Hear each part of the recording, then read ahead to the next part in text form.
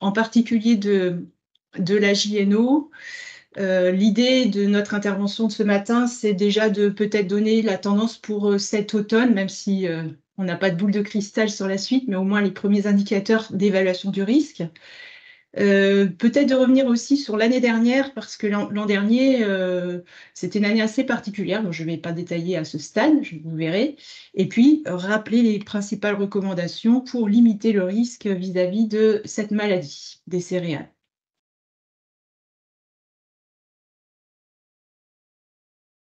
Donc, si on se donne quelques indicateurs pour la campagne en cours, une fois de plus, on a en 2023 un automne, enfin l'automne 2023, beaucoup de douceur. Donc, ce que vous voyez ici sur le graphique, c'est de la météo pour la station d'Angers, mais je pense que c'est assez général pour la région des Pays de la Loire.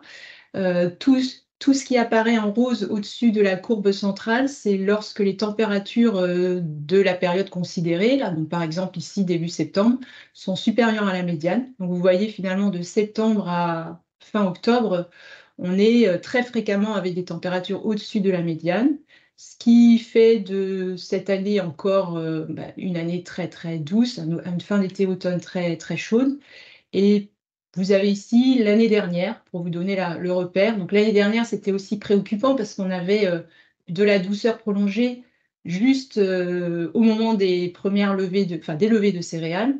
Donc cette année, c'est peut-être un petit peu moins marqué. Vous voyez déjà que les températures sont un peu plus fraîches maintenant, mais aussi il y a on pourra en reparler dans les questions.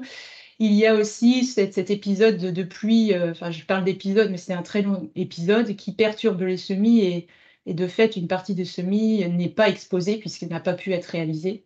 Donc même s'il fait doux, pas d'exposition du fait du retard des semis.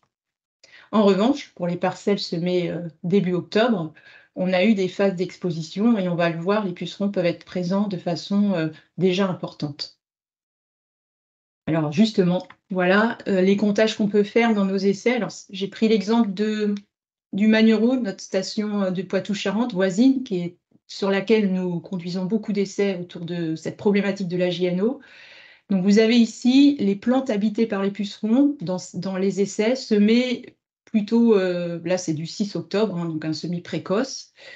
Et on se rend compte qu'en 2024, on a été au seuil, on est un petit peu moins ici, mais il faut être assez prudent parce que l'observation des pucerons est plutôt rendue difficile du fait du temps assez perturbé. Donc on fait des comptages, même si ce n'est pas forcément des conditions très favorables.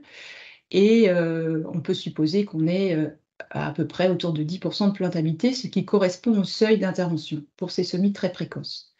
Alors, ceci dit, en trajectoire, on n'est pas tout à fait dans la même dynamique que celle de l'an dernier, où on avait beaucoup de douceur, on l'a vu, mais aussi une forte présence de pucerons à l'automne. Et justement, ça me permet de faire un retour sur cette campagne particulière de l'an dernier, parce qu'on a la douceur, on avait beaucoup de pucerons, on avait aussi des virus détectés dans les pucerons ailés qui arrivent sur les plaques jaunes que l'on suit avec l'opération Vigivérose proposée par Syngenta. Donc, des pucerons, des virus et aussi des plantes à croissance très rapide. Donc ça, c'était le cocktail de l'an dernier. Et pour autant, pas forcément beaucoup de symptômes à la fin, en tout cas pas dans la région, ici. On en a eu quelques-uns, mais pas de façon aussi marquée qu'en 2016, par exemple. Donc, quelles sont les hypothèses pour essayer de comprendre ça? On peut déjà s'intéresser à la diversité des pucerons. Parce qu'en effet, avec nos yeux plus ou moins affûtés, on voit des pucerons, déjà il faut les voir, mais il y a une diversité d'espèces et ce n'est pas toujours évident de les distinguer. Donc là, par exemple, à chaque couleur correspond une espèce de puceron différente et vous avez les relevés d'insectes que l'on a faits dans différents sites d'essais que l'on a chaque année. Donc, pour l'automne 2022-23, c'est le dernier bâton.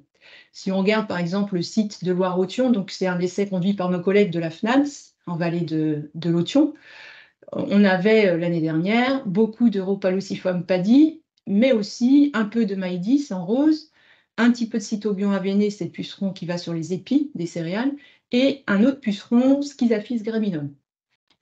Voilà, donc vous voyez que selon les sites, en plus, on n'a pas les mêmes populations. On sait que les pucerons ont des pouvoirs de vection du virus plus ou moins variables, et ils vectent une diversité de virus.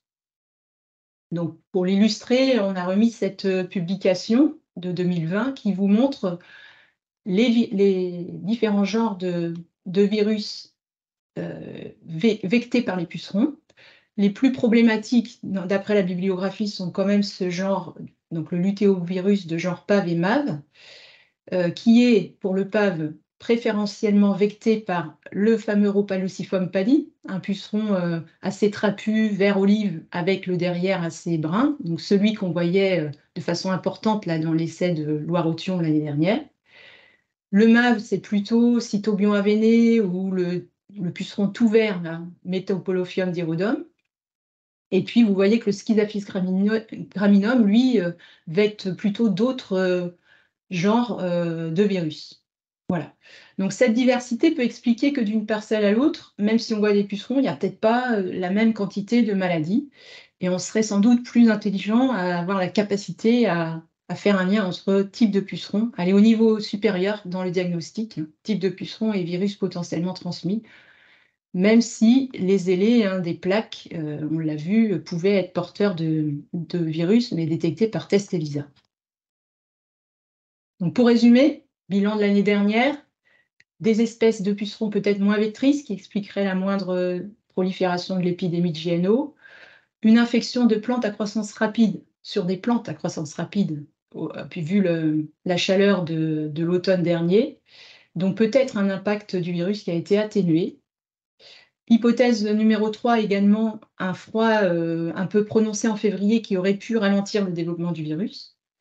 Et puis aussi, il faut le souligner, l'année dernière, on n'était pas trop embêté par la météo et il y a eu un taux de protection important des parcelles à l'automne, qui peut expliquer aussi la non-prolifération des virus dans les parcelles. Alors peut-être une focale maintenant sur les facteurs de réduction du risque, parce que la première idée pour ne pas avoir de JNO, c'est de ne pas trop s'y exposer. Alors, vous avez en tête, bien sûr, le levier de la génétique, les variétés résistantes ou tolérantes au virus. On connaît bien les variétés d'orge. Aujourd'hui, il y en a une diversité qui est proposée, une liste assez allongée d'orges tolérantes à la JNO, tolérantes car elles portent un gène qui s'appelle le gène RID2, qui est largement utilisé dans le panel des variétés proposées actuellement. Au passage, 2 variétés qui viennent d'être inscrites sur la liste des variétés préférées pour la malterie, donc ce qui peut être intéressant pour les personnes qui ont ce débouché. Pour le blé tendre, c'est un petit peu plus récent. Donc la variété RGT Twiteo est arrivée en 2020. Elle a été inscrite en 2022 au catalogue français. C'est un autre mécanisme de résistance pour le blé. Donc il s'agit d'un gène de résistance partielle qui s'appelle BDV2. Et on va voir juste après que cette variété présente aussi un intérêt vis-à-vis de la limitation de l'impact de la maladie.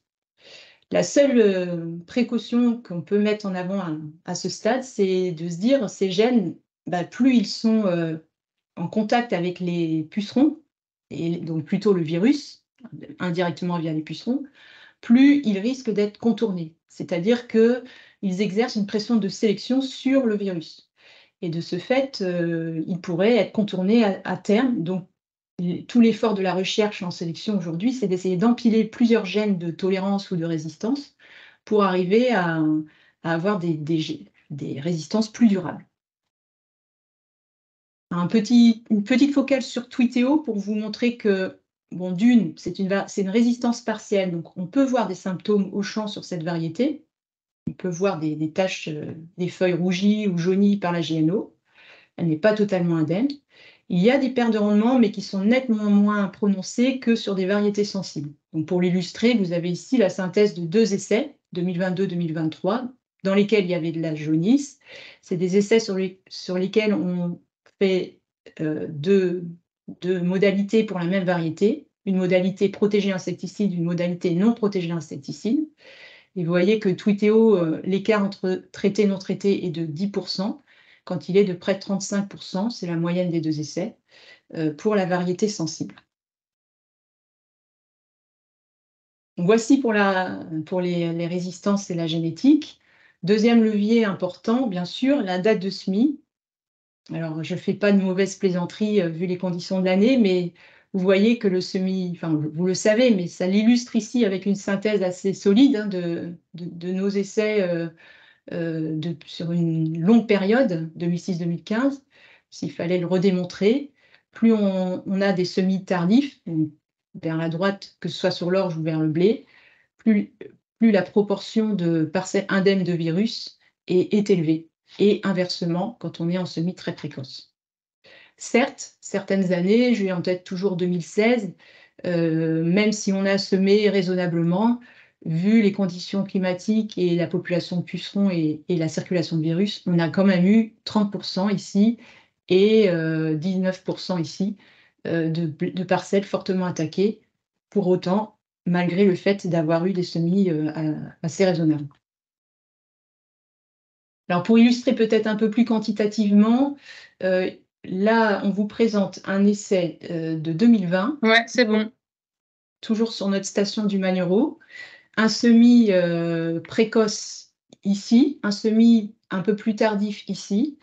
Vous avez les plantes habitées par les pucerons, donc 35% dès lors qu'on sème tôt, plutôt 11% quand on sème plus tard. Et l'impact rendement. Donc ici, une variété d'orge sensible qui est très impactée en semis précoce puisqu'elle ne va faire que 47 quintaux quand elle est non traitée. Et le fait d'avoir protégé avec un double insecticide rapporte 40 quintaux. En revanche, si elle est semée début novembre, cette même variété fait 78 quintaux non traités et l'insecticide ne rapporte plus que 6 quintaux. Donc on voit très bien l'incidence forte du fait d'avoir décalé le semis. Si on fait la même manipulation, la même opération pour une variété tolérante, KVS joyau, le fait de l'avoir semé tôt, vous avez déjà un niveau de rendement qui est intéressant, à 77 quintaux, et je fais un insecticide et je ramène 2 quintaux supplémentaires seulement. Et quand je le sème tard, je suis au même niveau de rendement et je n'ai aucun gain à faire un insecticide.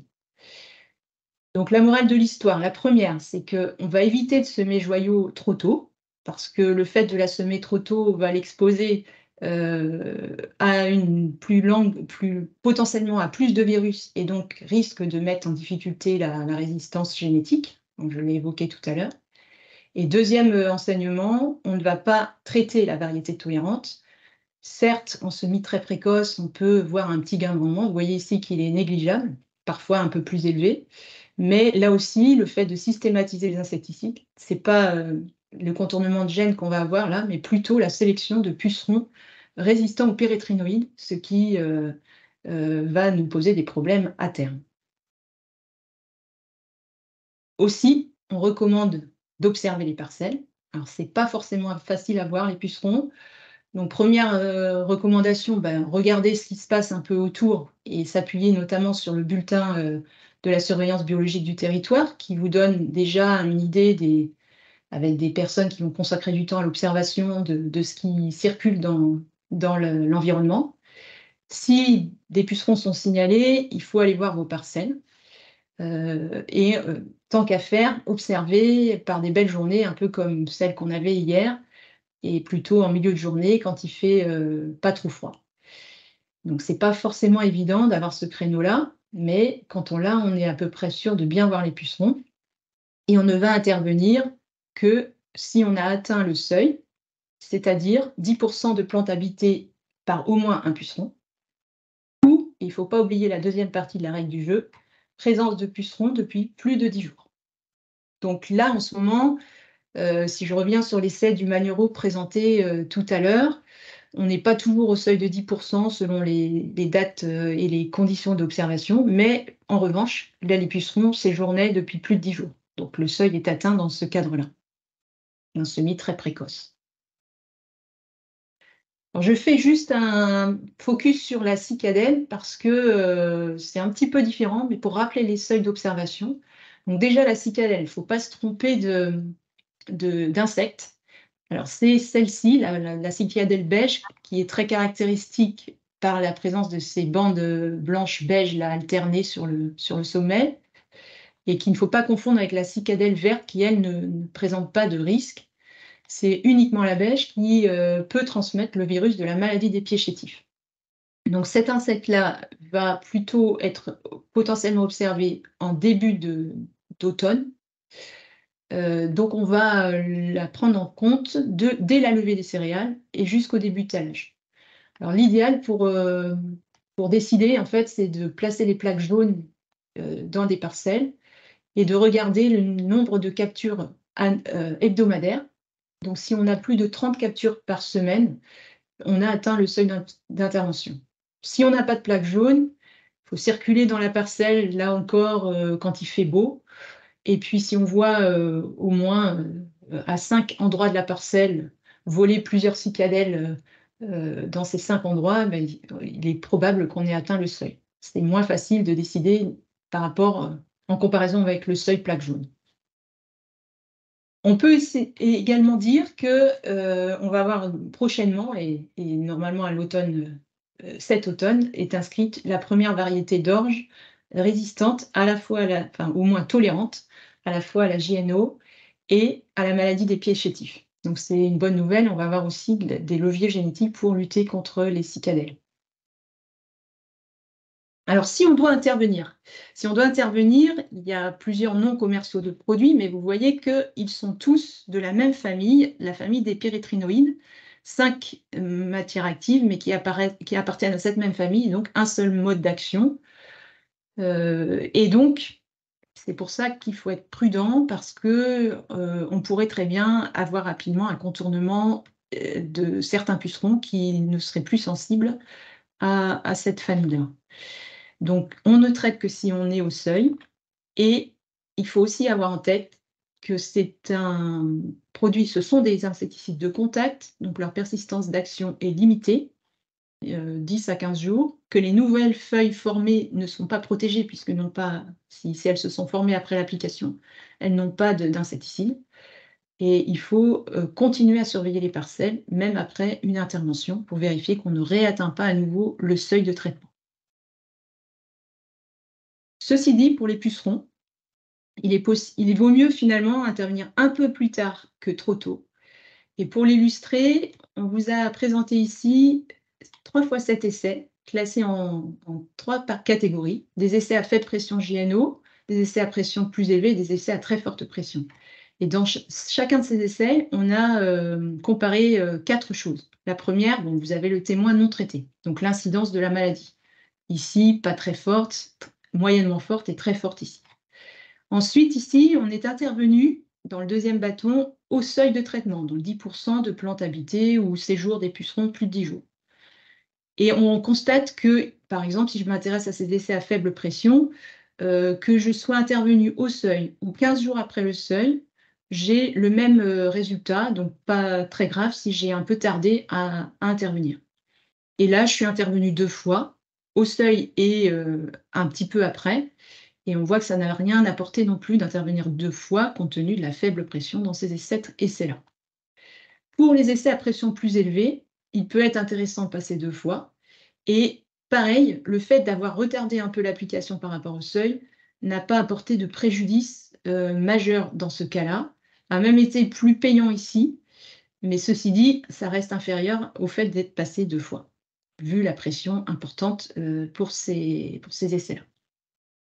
Donc si on résume, ne pas se précipiter et en particulier ne pas systématiser l'application de l'insecticide avec le désherbage d'automne précoce, quand on peut le faire, parce qu'on risque d'intervenir trop tôt et c'est un peu le coup d'épée dans l'eau et de ne pas bien protéger les parcelles vis-à-vis des pucerons.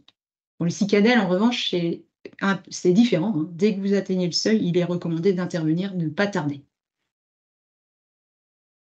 En résumé, on vous a rapporté ici toutes les recommandations. Je ne vais pas les lire, juste insister sur le fait que sur variétés tolérantes, ou résistantes, on sème à la plage recommandée, on n'anticipe pas les semis et on ne protège pas avec un insecticide pour préserver à la fois l'efficacité des insecticides et aussi, par rapport à la date de semis, la, la pérennité des gènes de résistance.